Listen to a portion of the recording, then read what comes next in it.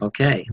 Well, thank you all for coming again tonight. This is the fifth and last of this series of classes on the still small voice, and I'll share my screen with you now, and then we'll jump right into where we left off last week. Um, as you recall, we were talking about some more Bible symbols, and we ended on the symbol of salt. And this was, I think, our last slide that we shared last week.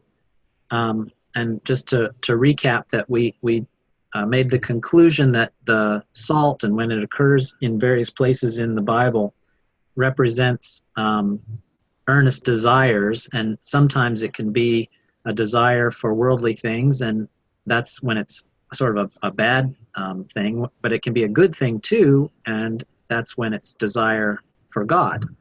And we talked about how if you want to understand a thirst for God, like the psalmist said when he made his meditation all the day on God's law, that if you wanted to get thirsty, you would need to, either suffer and shed some blood, or to sweat by doing some work. And I want to still pick up with that theme for tonight. Now, let me go to this next idea of being hungry and thirsty gets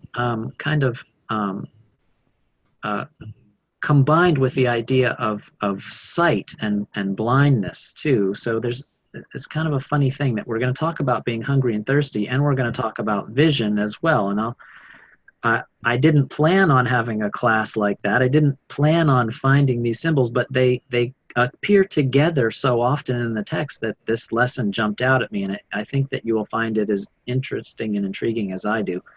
And we're going to start in Genesis with a story about someone who was really thirsty. And I don't recall actually quoting this story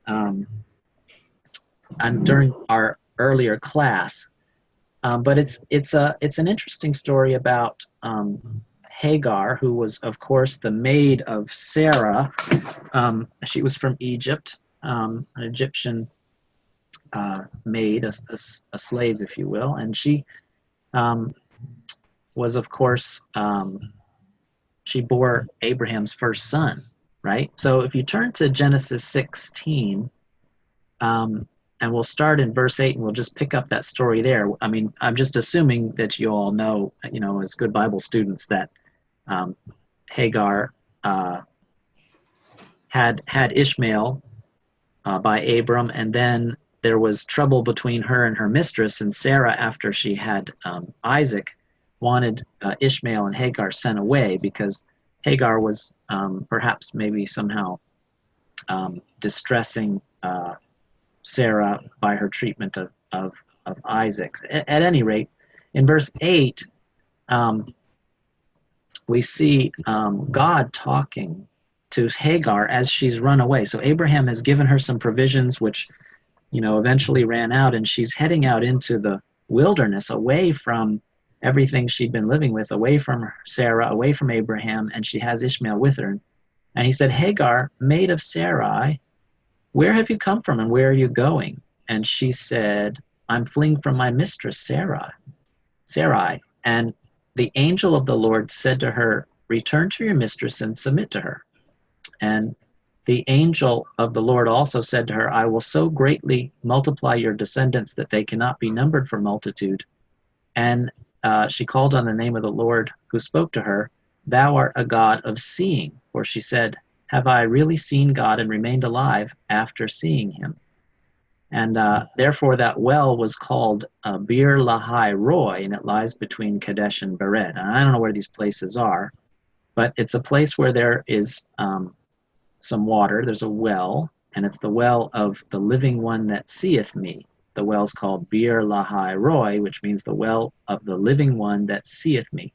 So here we have Hagar naming God, the God who sees, at this well. And this is kind of an interesting concept, because when last we were together, we were talking about Samson's thirst and our own thirstiness, and how to get thirsty physically and how to be thirsty spiritually. And I'll bring to mind this idea that Jesus said, "Blessed are you who hunger and thirst for righteousness, for you shall be filled." So we're going to consider this lesson of thirstiness with the springs, and then we'll come back to Hagar too, and we'll find a really good lesson there in Hagar being thirsty and talking to the God who sees. So before I fill that in, let me bring you back to some other springs in the Bible. This is an interesting study in Exodus 15 where they're talking about some springs. So just keep Hagar in the back of your mind and let's look at this. Exodus 15:22, we start at this passage. Moses led Israel onward from the Red Sea, and they went into the wilderness of Shur, and they went 3 days in the wilderness and found no water. So people are getting thirsty. And when they came to Marah, they could not drink the water of Marah because it was bitter. Therefore, it was named Marah, which means bitter. And the people murmured against Moses, saying, "What shall we drink?"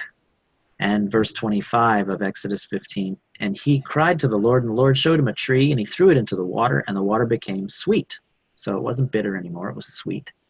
And the Lord made them a statute and an ordinance, and there he proved them, saying, "If you will diligently hearken to the voice of the Lord your God, and do what is right in his eyes, and give heed to his commandments, and keep all his statutes, I will put none of the diseases upon you which I put upon the Egyptians, for I am the Lord your healer." And then they came to Elim, where there were 12 springs of water and 70 palm trees, and they encamped there by the water. So here's a place when, during the Exodus, the people are super thirsty. So they're grumbling against God. They find some water they can't drink, and God works a miracle, and he cleanses the water. And there are, of course, 12 springs and 70 palm trees, and that pairing deserves a look. But that isn't the only loose end, and also the study that we did about cedar showed us an interior decoration of the temple that's worth looking at, and it turns out that both of these things are linked, although they're circuitous. So here we have these springs. We have 12 springs, and we have 70 palms, and the palms were actually carved on the inside of the temple. So let me catch you up there. This is the passage that proves that to us. So we have springs and these flowers, these palm trees, linked together. In 1 Kings 6:18, it says, "The cedar within the house," that's the house of the temple that Solomon is building, within the house was carved in the form of gourds and open flowers. All was cedar, and no stone was seen.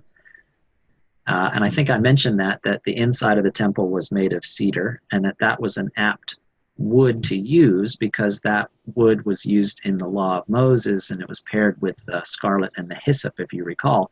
But also cedar is something that is a very beautiful and aromatic wood that doesn't rot because it has so much resin in it. So it's like a long-lasting wood that smells good. And verse 29 of 1 Kings, the same. Just skip down a little bit to verse 29. He carved all the walls of the house round about with carved figures of cherubim and palm trees and open flowers in the inner and outer rooms. So there's palm trees carved into these cedar panels inside the temple when Solomon builds the temple to God. And palms and flowers all decorating the inside, the inner and outer rooms of the temple. So I thought this is interesting because here we have, the springs, we have the palm trees paired in Exodus, we have the flowers and the palm trees paired in Kings in the temple's decorations. So I wonder, why are these things appearing together so often, and can we get a lesson out of that? And of course, if we didn't, I wouldn't be having the class, but there's a really good lesson in this. So we need to do a little we're puzzling now. Remember this, I'm trying to teach you a way of Bible study that I like to do, which is puzzle, survey the text, integrate the survey, one verse after another, let the Bible interpret itself, and then apply to your own life. So we're puzzling now, we're going to survey, then we'll integrate, and then we'll apply. So here's the survey for flowers, and then we'll go back to the other passages we looked at. In Psalm 103, verse 15, as for man, his days are like grass, he flourishes like a flower of the field. So people are likened to flowers of the field in the Psalms. In Isaiah 40, verse 7, it says, the grass withers, the flower fades. When the breath of the Lord blows upon it, surely the people is grass. So again, it's people being talked about as flowers and something that fades. Verse 8 of that same chapter, the grass withers, the flower fades, but the word of God, or the word of our God, will stand forever. And James reiterates this in chapter 1, verse 10 of the book of the letter from James. And the rich in his humiliation, because like the flower of the grass, he will pass away. So again, all 5 of these verses are talking about people like flowers that just don't last very long. They're temporary. And another one comes to mind too in Matthew 6:28. It says, "And why are you anxious about clothing? Consider the lilies of the field, how they grow. Neither do they toil nor spin." So Jesus refers to flowers of the field, specifically lilies, and how they're taken care of by God, but that he's also using them in the sense of being something that's not really all that particularly important. It's something that's there for a little while and then gone again. But he's highlighting how beautiful they are. Same thing in James and Isaiah. They're just temporary things. They come and they go. They fade. So flowers in the scriptures are short-lived and they're pretty and they don't worry or work. So, is there a spiritual lesson in that? Doesn't seem very spiritual, except when used as a metaphor for people who are also short-lived and sometimes pretty. But what else is there in open flowers that we could draw a lesson from? I don't think it would make sense to decorate the inside of the temple with open flowers because they're short-lived symbol of flesh that passes away.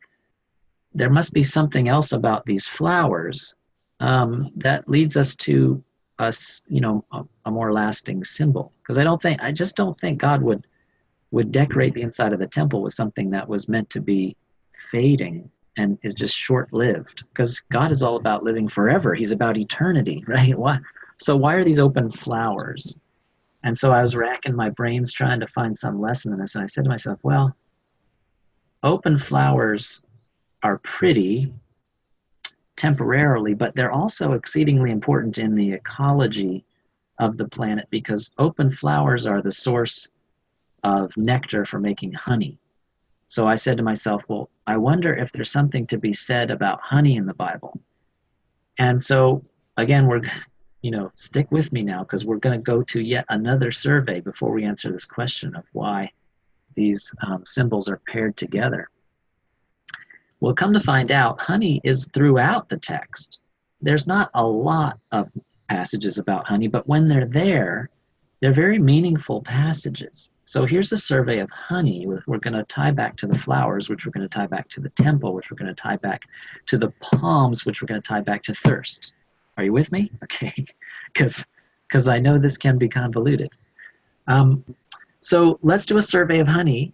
And here, actually, it's all laid out on the slide. You don't get the benefit in this presentation of the animations that I had in the original. I would only have shown these to you one at a time. But anyway, here they all are in order, basically. Leviticus talks about honey in chapter 2, verse 11. It's talking about giving offerings to the Lord in this passage in Leviticus in the law of Moses, and it says, no cereal offering which you bring to the Lord shall be made with leaven, right? Things that puff up the bread. For you shall burn no leaven, nor any honey as an offering by fire to the Lord. So without any explanation, in the law of Moses, honey is paired with leaven, and they're told not to burn it. For you shall burn no leaven, nor any honey as an offering by fire to the Lord. Although I don't know exactly why they would have thought that they would burn honey. Maybe honey was something that they could have thought of at one of their offerings to bring. I don't know, but he specifically here says, don't bring any honey and don't burn it. as an offering by fire to the Lord. He doesn't say why, he just says don't do it. In Exodus 3:8, honey is used in the description of the land that God was going to bring them into, that, and they were told God will bring you up to a land that's flowing with milk and honey, right? So it's going to be a really rich place, because milk is rich and honey is sweet, and so it's a symbol of a rich land.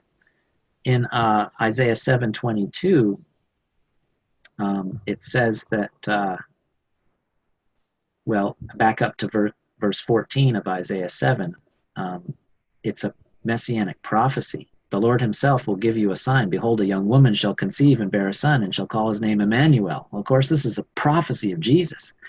And it says in verse 15, he shall eat curds and honey, for he knows how to refuse the evil and choose the good.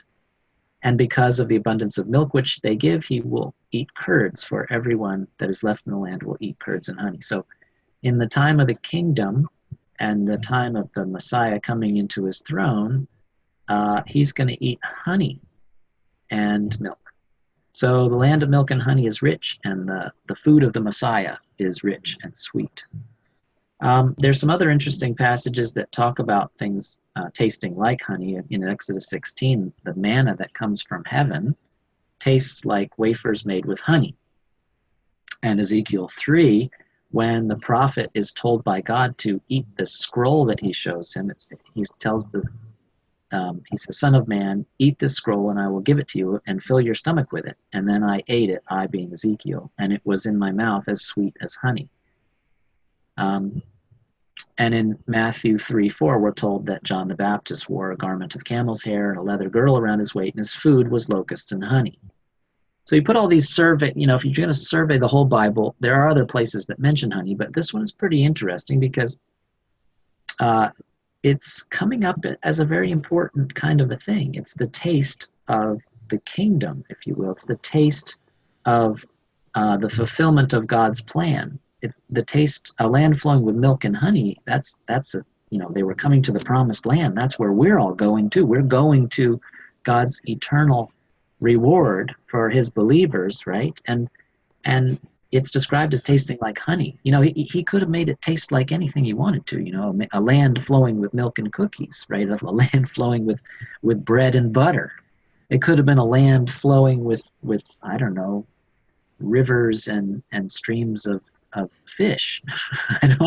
Any kind of metaphor would have fit in there to give you a sense of how wonderful it was going to be and how tasty and delicious and rich the land would be. God chose in his divine text, he chose these two symbols, milk and honey.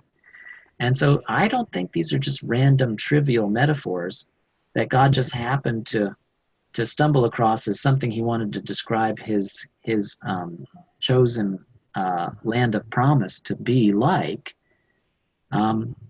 And it wasn't just a happenstance that John the Baptist ate locusts and wild honey, just because that's what he had to happen to find in the wilderness. No, I think that's what God brought to him to eat, and he brought it for a lesson, and he brought it for a lesson for us. So I was trying to learn a little bit about honey, and I did a little just straight up biology, and as a side note, I'll fill that in for you now, because honey is a fascinating lesson in biology. How bees make honey is truly miraculous. Honey takes a lot of work to make. A bee has to visit a flower, and then another flower, and then another flower, and hundreds of flowers gathering nectar, and then it goes back to its hive. And it goes back to its hive, and using a crude form of communication, they indicate to each other where they found a good patch of flowers. So beekeepers call it a flow. A flow of nectar, of course, is just a big patch of flowers. And they tell each other where to go with this waggle-tailed dance, which is oriented to the sun's path. And scientists, entomologists have figured out how the bees communicate to each other. So they circle around in this half-circle dance, and then they walk in a waggly line. And you may have seen this on, National Geographic specials and documentaries. They do this waggle-tail dance, and they orient to the sun so that their fellow bees can fly in the right direction to find some nectar to make honey. Um, they get the nectar from the flowers, and then what they do is they chew on it for a long time when they're back in the hive, and they kind of they chew it like kind of like chewing gum, really, and it gets mixed with saliva of a sorts that they have in their mouth, in their mandibles, until that nectar, which is actually pretty watery, it does have sugar in it, but it's not like honey yet. When they chew on it for a long time, they are flapping their wings and airing out the honey and chewing it and mixing it with saliva, so it gets thicker and thicker. It kind of congeals, and that thick nectar that's been masticated for a long time turns into honey. And honey is the bee's food. In producing 1 kilogram of surplus honey in the hive itself will use up about 8 kilograms of honey just to keep the bees and the worker bees alive. So for every 1 kilogram of extra honey, they've eaten 8 kilograms of honey. And to get that extra 1 kilogram of surplus honey, they've covered a total flight path equal to about 6 orbits of the Earth. Now let me let that sink in for a minute. A kilogram of honey is about what you would buy at the store in one of those, big bottles of honey. And that would have been extra honey that the bees didn't need to eat, that they were storing it up for the winter. And we stole it from them and we put it in a bottle.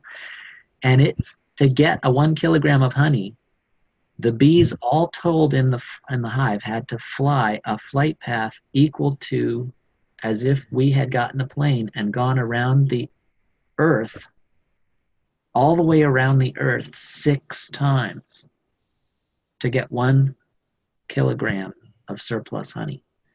So 1 pound of honey on your breakfast table, it necessitates hundreds of thousands of bees, well, not hundreds of thousands, but hundreds of bees flying equal to 3 orbits around the Earth, because a pound is a little less than a kilogram. 3 orbits around the Earth. Fuel consumption is quite good for bees. It's equal to about 0.5 milligram of honey per kilometer, which is equivalent to about 3 million kilometers per liter, or about 7 million miles per gallon. So they do pretty well with a little bit of honey. They get 7 million miles to the gallon. Honey is a remarkable object. It doesn't spoil. It never spoils. You can eat it even 20 or 30 years after the bees made it. It sometimes crystallizes, but you can still eat it. It's still honey.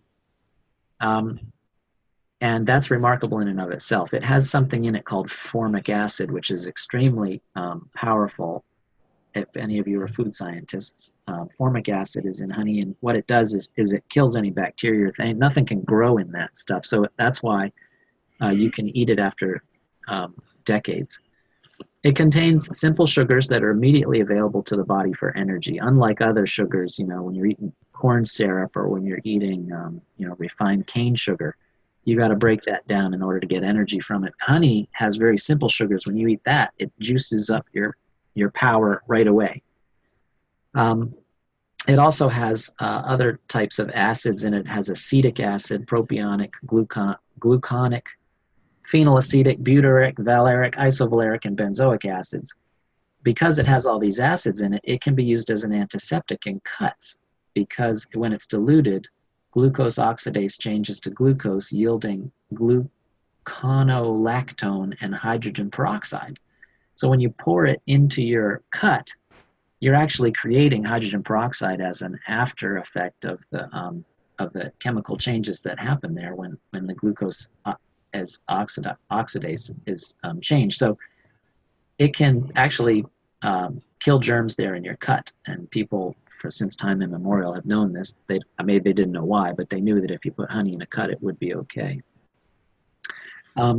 So it's a remarkable substance, but symbolically, it comes up here as the symbol of God's promised land and the food of the Messiah and the food of the prophet John the Baptist.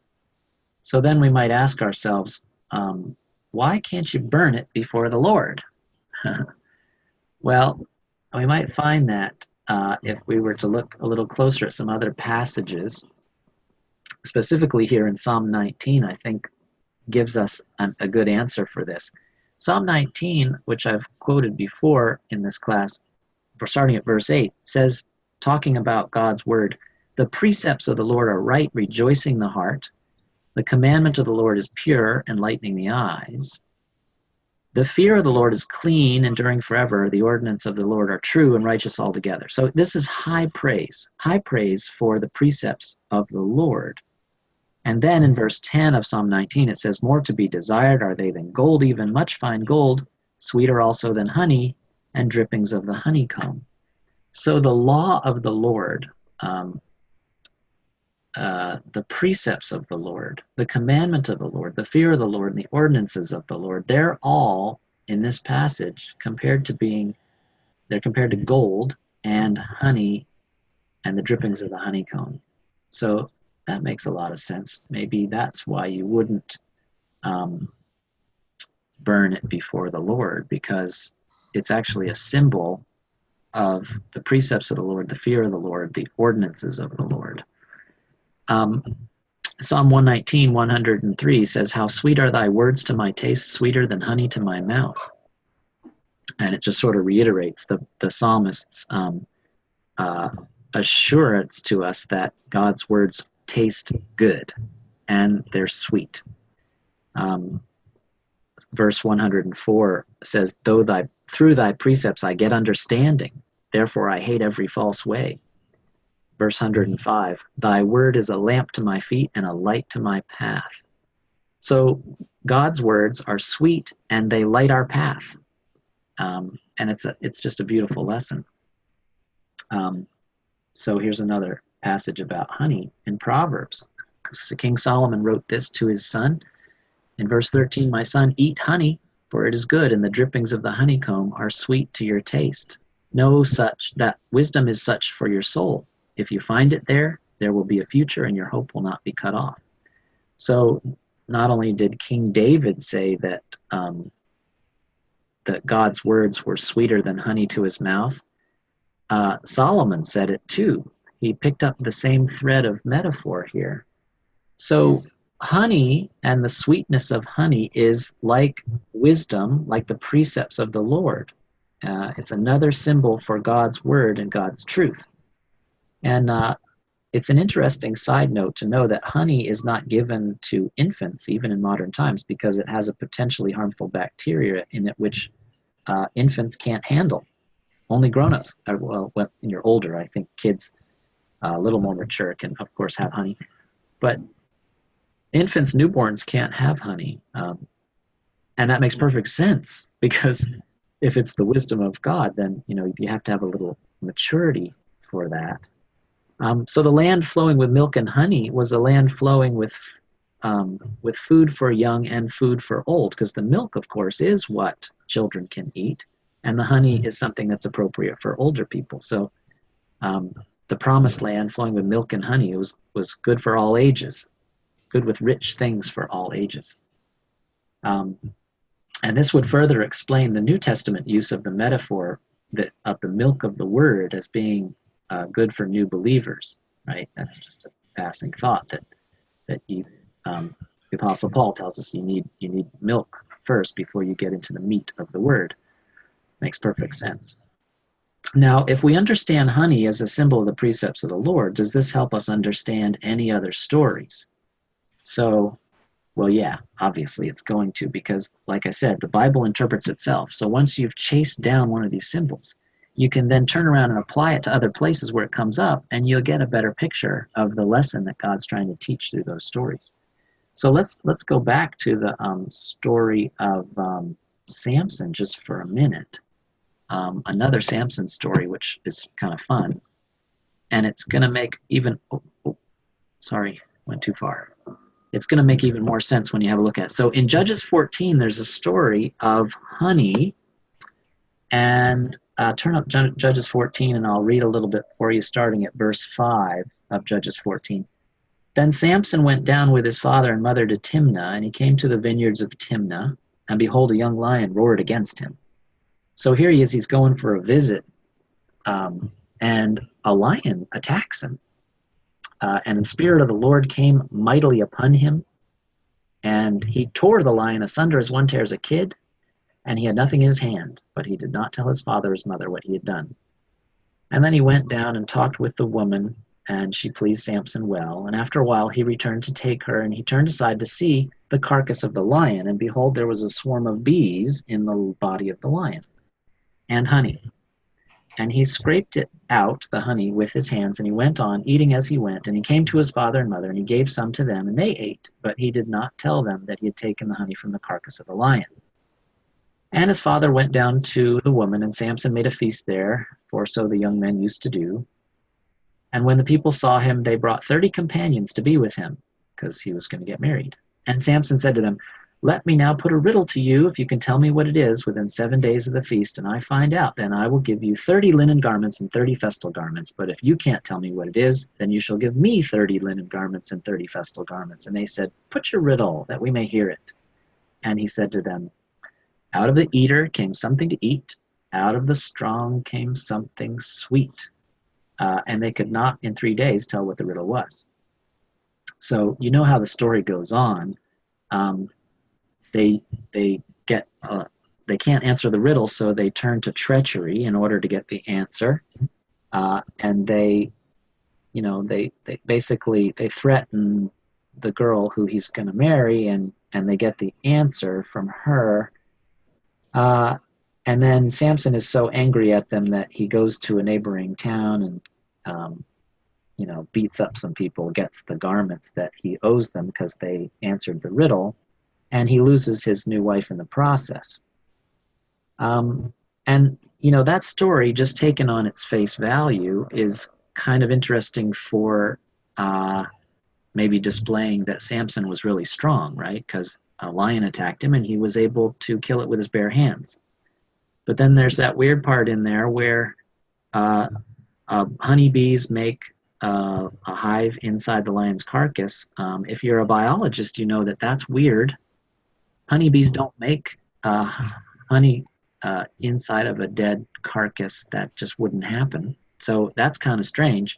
But the Bible doesn't actually come forward and say, here's some symbols and this is what they mean. It just lists it out like it's history, which I believe that this really did happen. There was a man named Samson, and he really did kill a lion with his bare hands. But I think that there's more to it than that. I think God is choreographing what's happening to these ancient patriarchs and these ancient judges and the ancient prophets. And every word that's written about them is there for our edification, because God is trying to foreshadow things that he wants us to learn about in this book. I really truly believe that is what it is. It's not just some strange history. That's what happened, right? But now we ask ourselves, okay, so if I know from my study of flowers, and I know from my study of the Psalms and Proverbs, that the word of the Lord can be symbolized in metaphor by honey, and that it symbolizes God's future kingdom and the richness of the promised land, what can I say about this story about Samson and a dead lion, right? Wow. Give that some thought there. Let me just share with you another verse that might make it even more obvious. Deuteronomy 32:13 talks about honey again, and it's talking about Israel, right? The one of the tribes of Israel. He made him ride on the high places of the earth. He ate the produce of the field. He made him suck honey out of the rock and oil out of the flinty rock. So here we have a passage where honey comes out of a rock, and this is something to show how God has favored these people in Deuteronomy 32 he's talking about. And Psalm 81:16 reflects the same image of honey being in a rock. Psalm 81:16 says, and I think this is sort of messianic, "I would feed you with the finest of the wheat, and with honey from the rock I would satisfy you." So God here is talking to his favored people, Israel, and maybe also about the Messiah in that passage, although I don't remember offhand, but you can look at it on your own later. Deuteronomy 32 and Psalm 18 is this honey out of the rock. And Actually, around here in DC, we have a gospel choir called Sweet Honey from the Rock, because they're quoting this passage, the sweet honey from the rock. Well, what is this honey from the rock? So I have to ask myself, well, rocks remind me of things that we've talked about before, where God is our rock, or Jesus is our rock. He's our redeemer, right? So Psalm 19:14 says, "Let the words of my mouth and meditation of my heart be acceptable in thy sight, O Lord, my rock and my redeemer." So God is the rock. Psalm 89:26, same thing. "He shall cry to me, thou art my Father, my God, and the rock of my salvation." The rock here is clearly mentioned. It's God. And it's also the Messiah. There's a rock that God has put in Jerusalem that's a stumbling stone, and this is reiterated in Isaiah and Romans. Isaiah 8:14 says, "He will become a sanctuary and a stone of offense and a rock of stumbling to both houses of Israel, a trap and a snare to the inhabitants of Jerusalem." This is the Messiah, right? He's the rock the builders rejected. Romans 9:33, "As it is written, behold, I am laying in Zion a stone that will make men stumble, a rock that will make them fall, and he who believes in him will not be put to shame." So there's this rock that make men stumble, and there's also our God who is our rock and our foundation. So when it says, "With honey from the rock I would satisfy you," it's talking about God or the Messiah, depending on which passage. So when we see a hungry Samson eating honey out of a dead lion, it is fairly easy to infer that it's yet another foreshadowing of the Messiah in this metaphoric object form, because out of the eater came something to eat, out of the strong came something sweet, right? Well, who's the dead lion, right? You know this passage that talks about Jesus being the Lion of the tribe of Judah, right? Right? Can you see how these symbols are now connecting? The Lion of the tribe of Judah is the Messiah himself. And when he dies, let me go back to the picture here of Samson.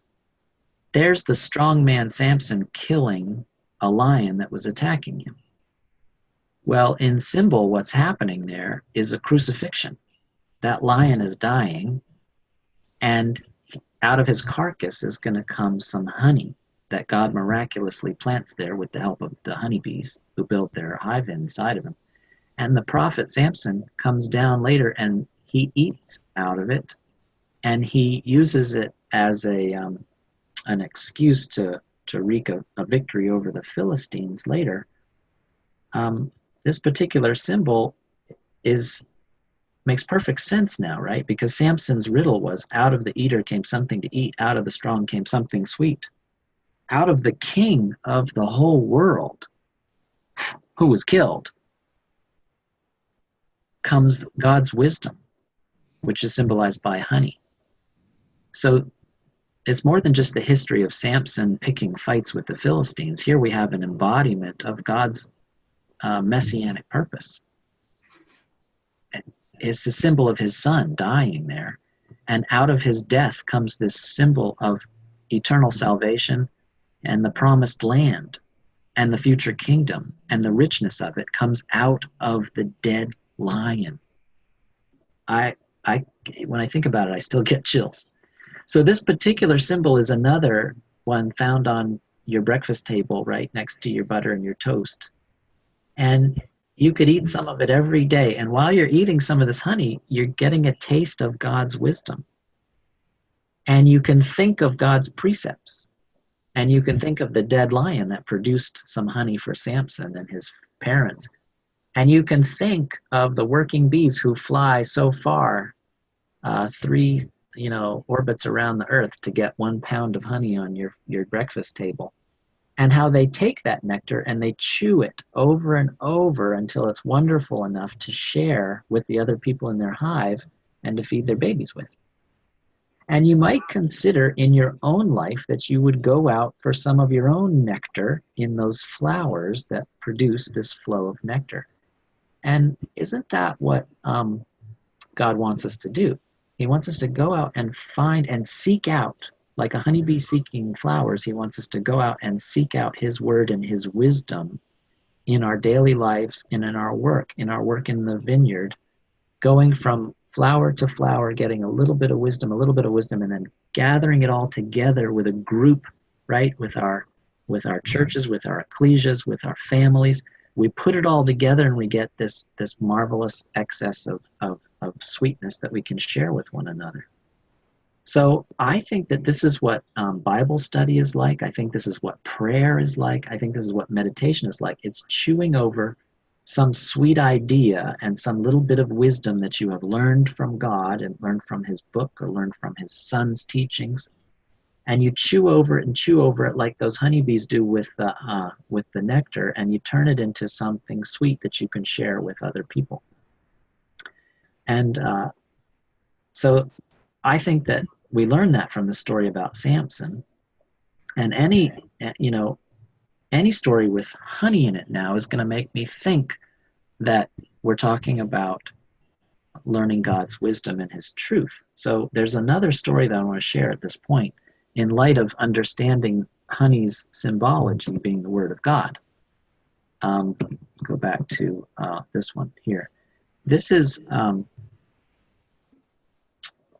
a story that mentions some honey, sort of inexplicably again. And it's in 1 Samuel 14. It's the story of Jonathan and his father fighting the Philistines again, which is interesting considering we just left Samson fighting the Philistines with honeycomb in the story. Here's honeycomb coming up in this battle against the Philistines. In verse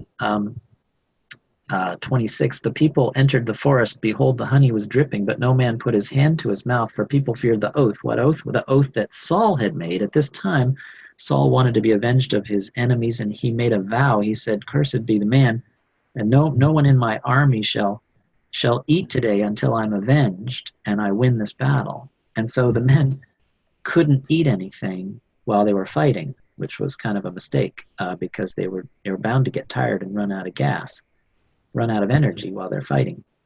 But Jonathan, who had fought valiantly that day, hadn't heard his father's vow. Nobody had told him, and here he was fighting amongst the forest with all this honey dropping here and there.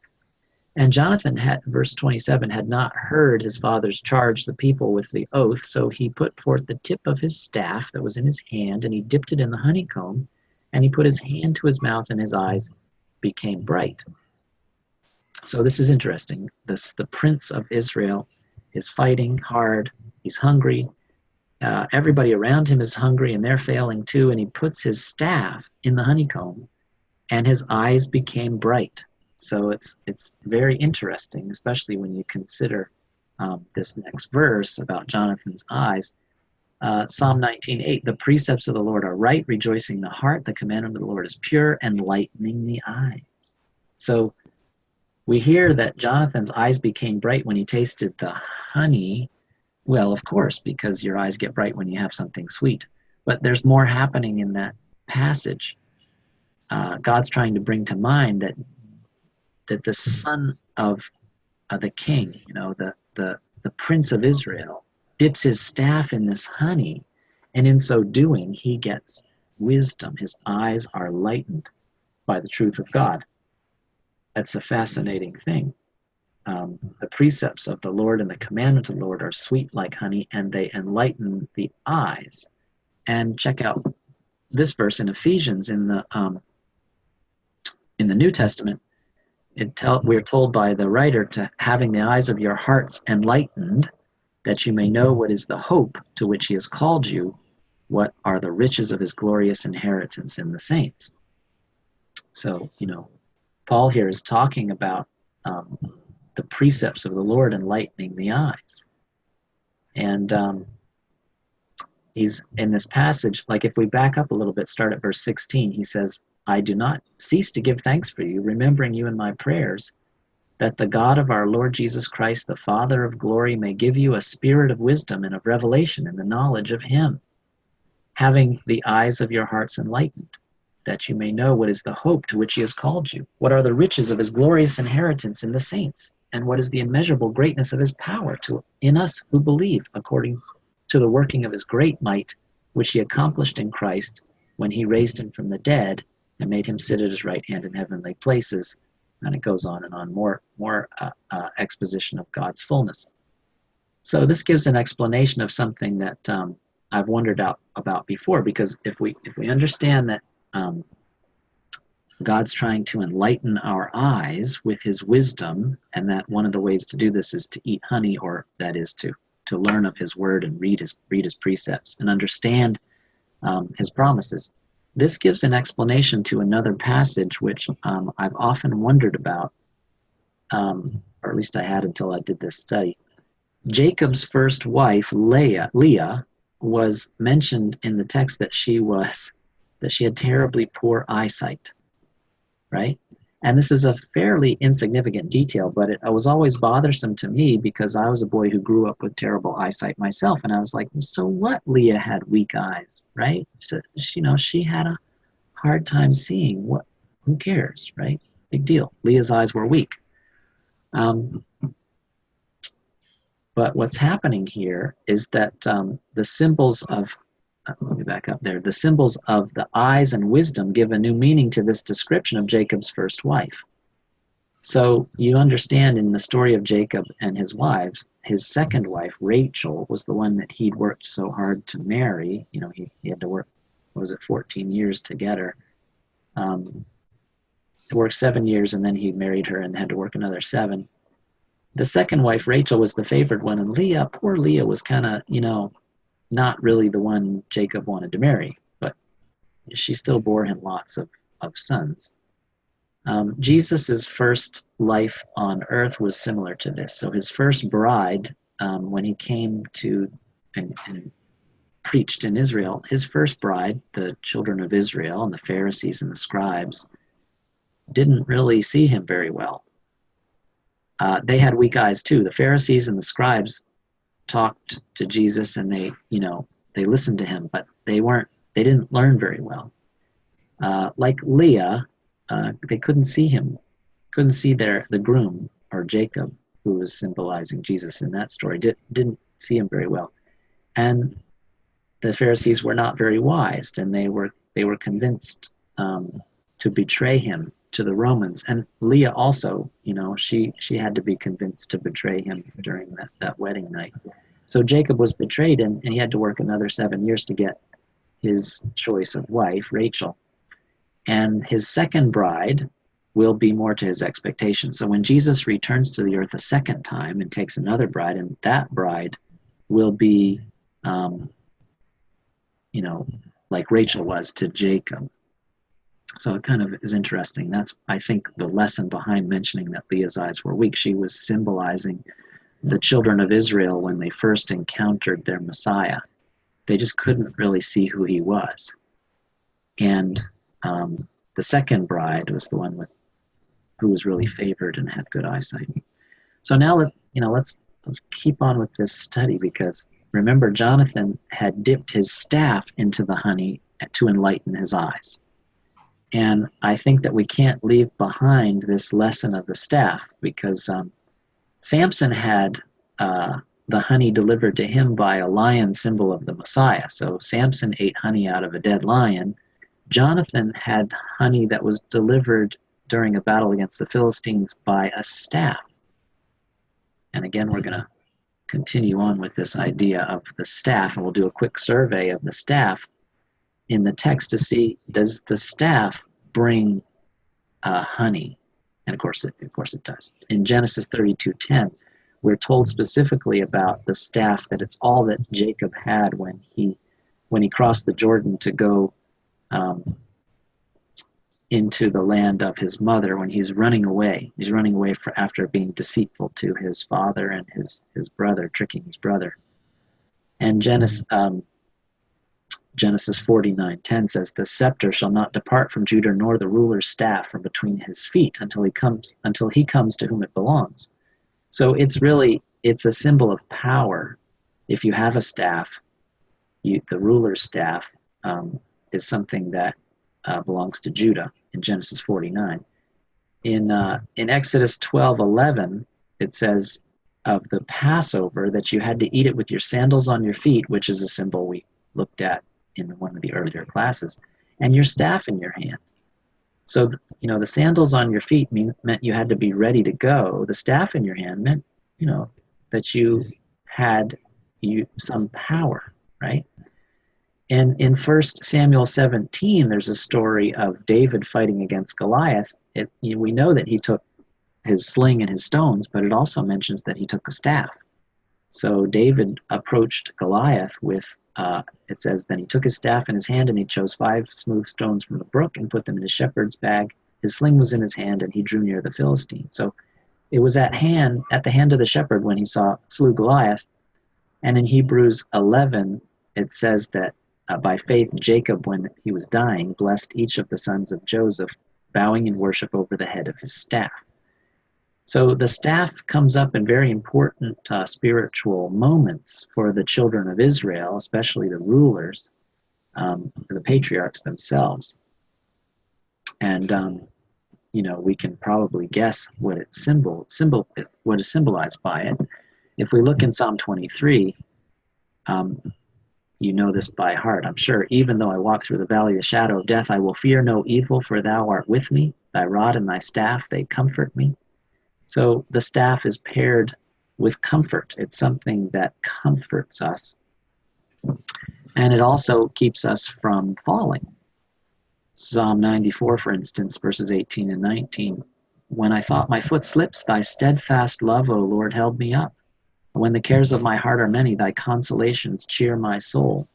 So a foot slipping is paired with consolations. And we know that we use a staff when we're not really sure-footed. We need some help. We need some stability in our life. And that, of course, is exactly what you get when you are thinking about the Comforter. In the New Testament, God says, or Jesus says that the Lord would send the Parakletos, the Comforter. Parakletos means to come alongside in parallel, right? So here's 2 staffs they look like, ancient shepherd staffs, and there they are in parallel themselves. But what really the staff does is it comes alongside you in parallel to you and your legs when you're standing up. And so it makes perfect sense that appears along with the symbols of like the sandals in the Exodus. And it also makes perfect sense that that's what the Prince of Israel uses when he tastes the honey in that battle with the Philistines, right? So thy rod and thy staff, they comfort me. Thy steadfast love held me up. The Comforter comes alongside just like a staff. And Jacob had only the staff when he started out. All he had was God's comfort. Moses and Aaron worked miracles with their staffs in the Exodus. The Passover is celebrated with the staff in hand and sandals on your feet. The shepherd boy goes into battle against that great Philistine Goliath with a staff in his hand. And Jacob blesses his sons in his old age, leaning on the staff that he so needed after being broken at the hip by the Lord's messenger. So we're told that Jacob was broken and then his name was changed to Israel. So I think that the staff is a symbol of God's comforter, the Parakletos, that was to come alongside the disciples after Jesus left them and give them strength. And I think that we can rely on the staff too when we are in need. We can get some comfort from God. But we need to go back to the original object of this whole study, which was this thirst and the decorations in the temple. Open flowers were there that led us to honey, which led us to the rock and the staff.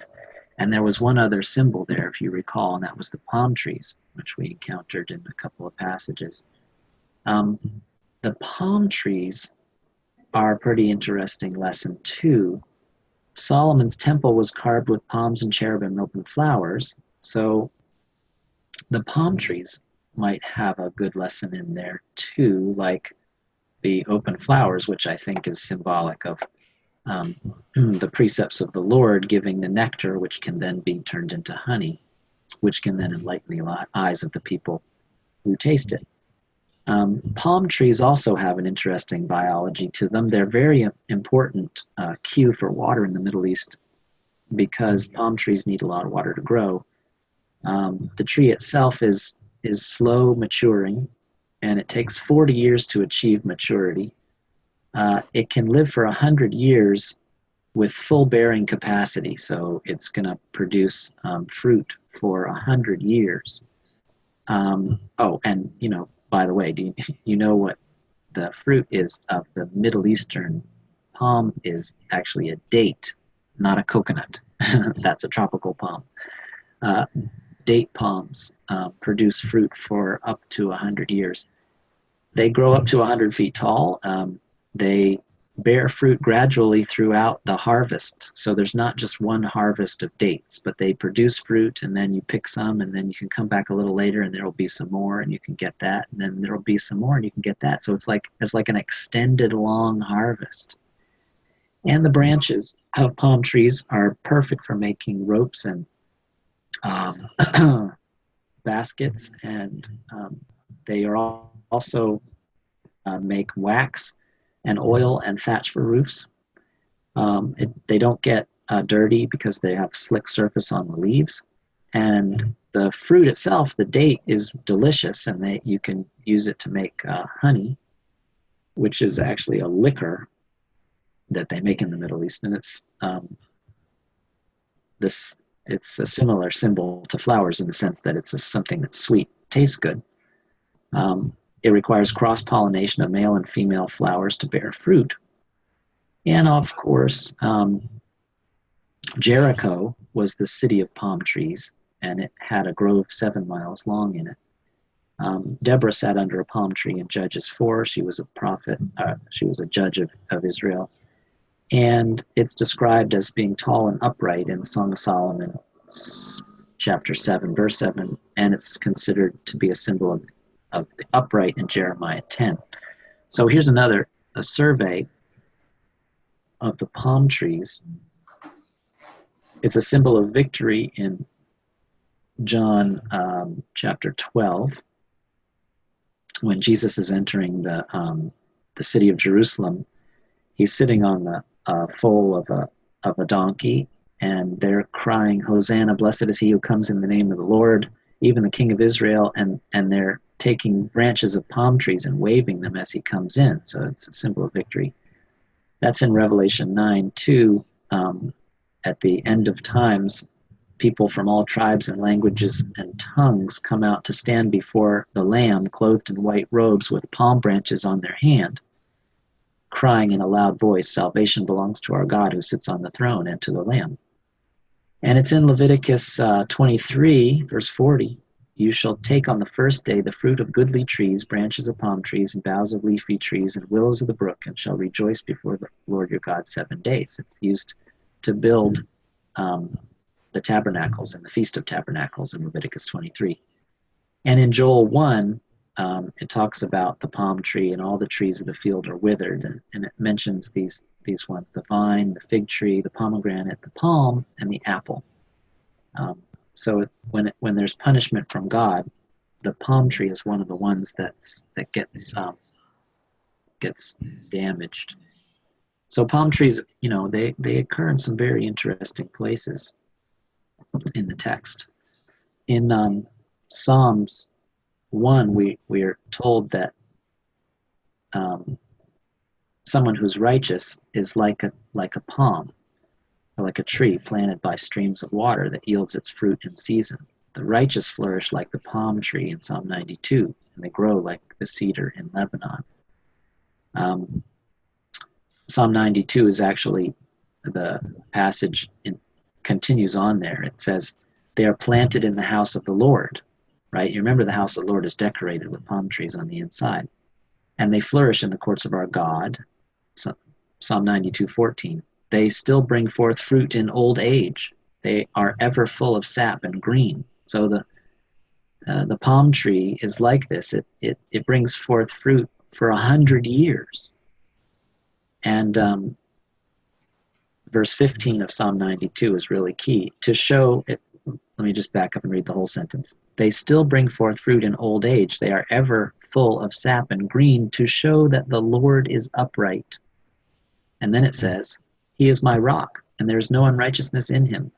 So these palm trees are planted in the house of the Lord, in the courts of God. The righteous flourish like them and bring forth fruit in old age to show the Lord is upright.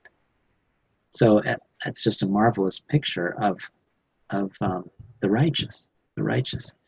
And it's also associated with two tragic figures in the Old Testament, both neglected and abused women. So Tamar is the name of two women, one in the lineage of Jesus, Perez's mother, Tamar, and another one. Both of them had some great troubles, but they were named palm because Tamar is the Hebrew word for palm.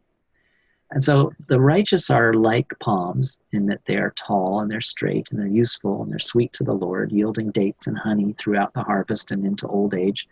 They are emblematic of his victory and his sometimes in history they are hurtfully abused. I mean, we just have to admit that the righteous are sometimes abused.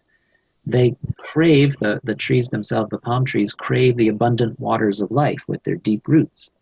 And they give comfort to weary travelers by being shade and by being indicators of giving good sources of water and by producers of load-bearing ropes and baskets and producers of sweet fruit.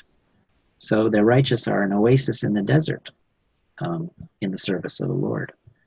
So the first mention of springs and palms in the text is in Elam after their lack of faith at that place that they named Mara, right, where the water was bitter. Well, now that makes sense. The place of the palms was an encouraging place full of springs and righteousness. Remember, there were 12 fountains of wisdom, like 12 disciples. And there were 70 palm trees, like 70 righteous believers. And so it's kind of interesting. Now, besides the triumphal entry into Jerusalem, are there any palm trees in Jesus' life? And this, I'm going to take you to a kind of an interesting passage. Bethany means house of dates. Now, Bethany figures very prominently in Jesus's life. So house of dates would be the place where the palm trees grow, right? The dates come from the palm tree. And Jesus led them out in Luke 24 as far as Bethany. Lifting up his hands, he blessed them. And when he blessed them, he parted from them and was carried up into heaven. So Bethany was also the home of Lazarus and Martha and Mary, those good friends of Jesus who opened their home to him, and they fed him and they gave him rest. So Bethany was the place where he chose to ascend to heaven. Bethany means house of dates. It makes perfect sense. That's why he chose. That's where Lazarus, Martha, and Mary lived. Lazarus, who he raised from the dead, and Martha and Mary, who took care of him. So we return now to the temple. It was lined with cedar, which is maybe a merciful covenant, and it was decorated with palm trees, maybe a symbol of the upright, faithful servants. It was decorated with open flowers, so the source of the sweetness of the wisdom of God, which can be delivered to your hungry mouth by the staff of the Prince of Israel, right? Jonathan dipping his staff and enlightening your eyes, the staff being the comforter that God sends. But it can also, the sweetness, the wisdom of God can come out of a dead lion, like Samson ate from. And it lightens the eyes of the heart, and it brings great light in the darkness. So I think that's pretty fascinating. Now, if we go all the way back to the beginning of our class, we have the story of Hagar, who had been, born Ishmael, and then by misfortune, chased out of Abraham's camp, and she had to fend for herself, and she prays to God, and God shows her a well of water, and so she's really thirsty at that point. And in fact, Ishmael is so thirsty that he's about to the point of death, and she puts him down, and she's going away from him. She says, I don't want to see him die. And she prays to God, and she prays to him, a God of seeing, and what he does is he hears her prayer, and he opens up a well there and shows her this well, and she names it the well of him who sees. And then, of course, we know the rest of Ishmael's story is he grows up to be blessed by God as well. Not as blessed maybe as Isaac, but still God took care of him.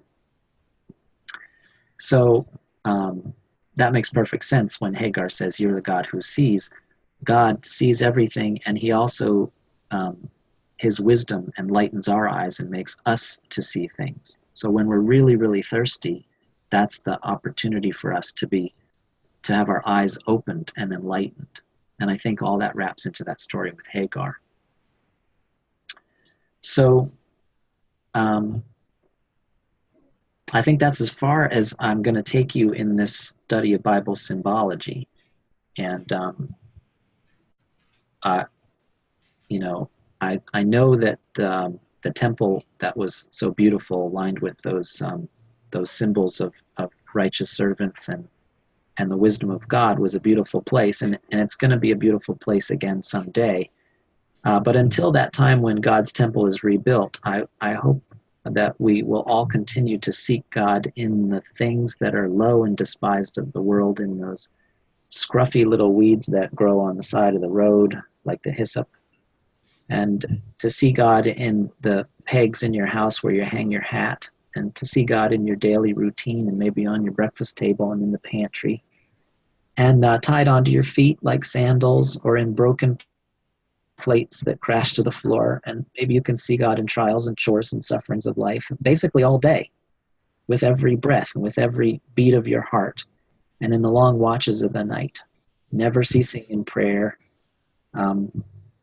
always meditating on His word. And you may feel like sometimes you're in a valley. You may not feel like you're producing all that you should. And you might feel like a smoldering wick or a bruised reed, which we covered earlier. It may be that you feel like the great potter is molding you into something for noble service.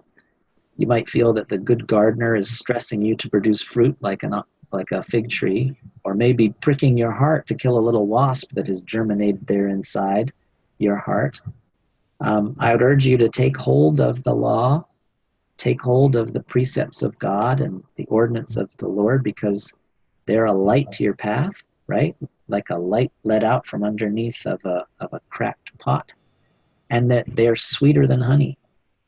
And you can reach out for that staff of comfort that comes alongside you in time of need, so that your foot doesn't slip.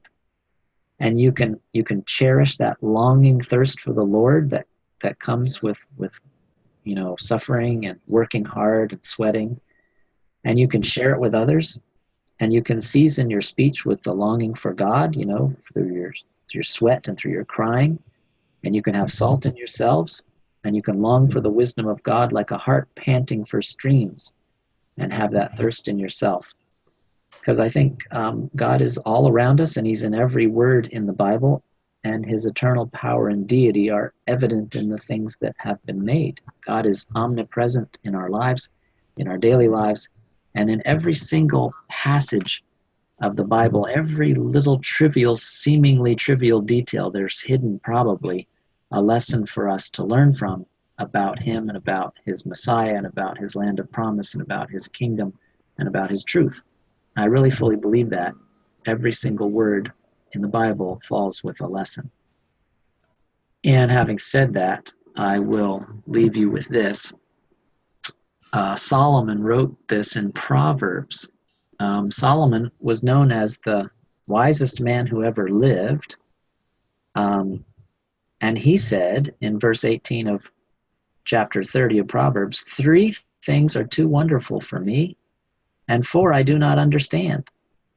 The way of an eagle in the sky, the way of a serpent on a rock, the way of a ship on the high seas, and the way of a man with a maiden. So these things were too wonderful for the wisest man who ever lived. What do you think that is all about? And I leave that for your own study.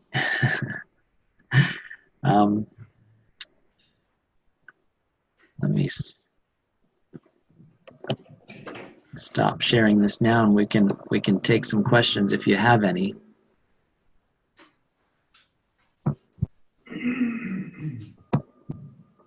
Go back to that one slide where the sweetness and light. Sweetness and light? Okay, I can go back to that.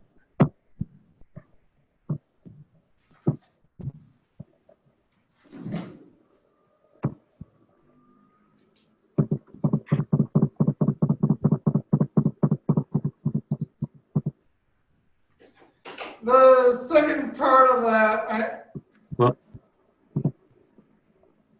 the sweetness and light. yeah. Yeah, the second part of that, I'm pretty sure Ray will want me to spare you the song, but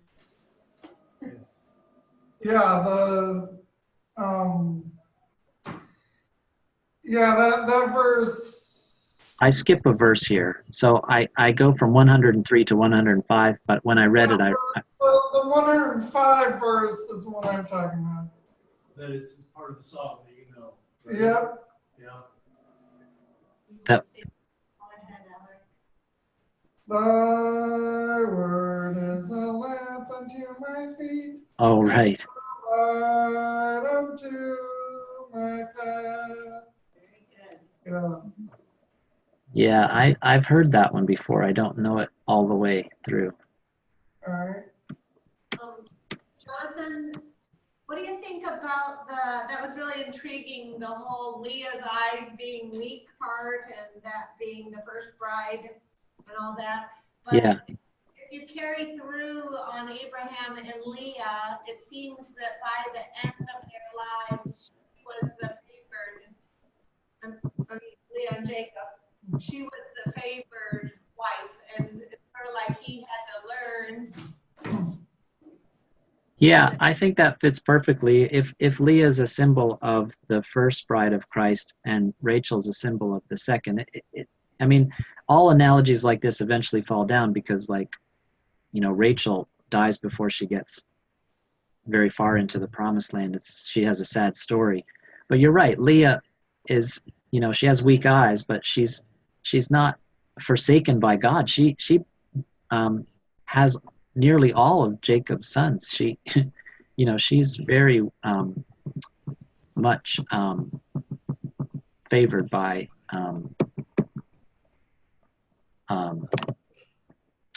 Jacob. So yeah, I think it still makes sense to have that lesson. Leah, maybe she had weak eyes, but she was still able to, you know, enter into that promised land. And she didn't lose faith, even though her life was really, really hard. Yeah, and that's the same with the Jews. You know, they're always going to be God's favored chosen people. But when Jesus showed up, at least for that time, they couldn't see who he was. They thought he was an imposter. She was buried with Jacob too, which, you know, like you say, God has covenanted with Israel, and that stands. The Gentiles were welcome as it happened, but it was really the first wife of God that is still our witness in our lives, kind of thing. Yeah. And that was neat. And I particularly loved all your honey things because I used to be a beekeeper. Oh, really? Fascinating things you brought out as to the symbolism of what bees do. They are amazing creatures. Yeah, my cousin Alan Giordano keeps bees in his backyard now, and I had the chance one time to see him harvest some of the honey, and it's really a lot of work to get that honey away from the bees. They'll protect it, you know. Yes. I had to go to the ER one time because I had a hole in my bee suit after I dropped my hive. So Oh, yes, no. it's interesting though, even that to get to God's wisdom, we might need to get a few stings, kind of thing, you know. Yeah, well, I think that's where the analogy could maybe break down a little bit. I don't think that we sting each other, you know, but you know, you're right. They have to protect that honey, but we're supposed to be sharing it and sharing it and sharing it, right? So if we're all bees, then we don't have to worry about getting bee stings. Yeah. Unless we're growing.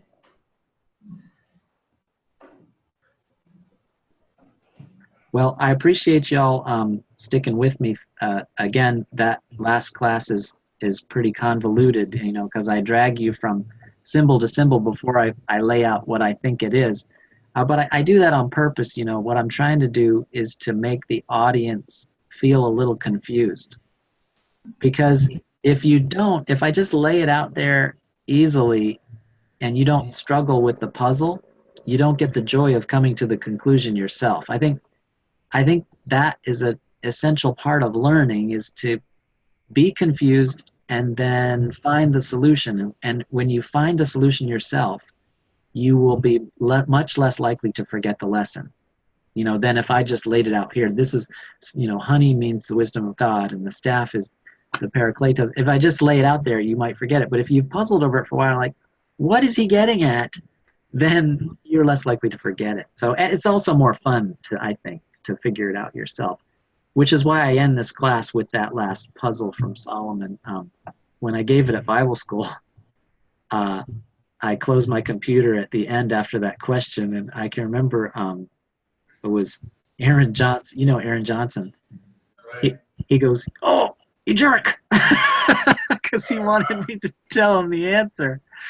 And I thought, you know, Aaron, you can figure this out. And sure enough, he walked to lunch that day, and they had it figured out before they got through the cafeteria line. I mean, it's a pretty interesting study, but it won't take you long to figure out what Solomon's talking about in those metaphors. But there's 4 really interesting and good metaphors there, in that 3 things that are just too great for Solomon to understand. So have fun thinking about that. I'm sure you'll have the answer before you get home.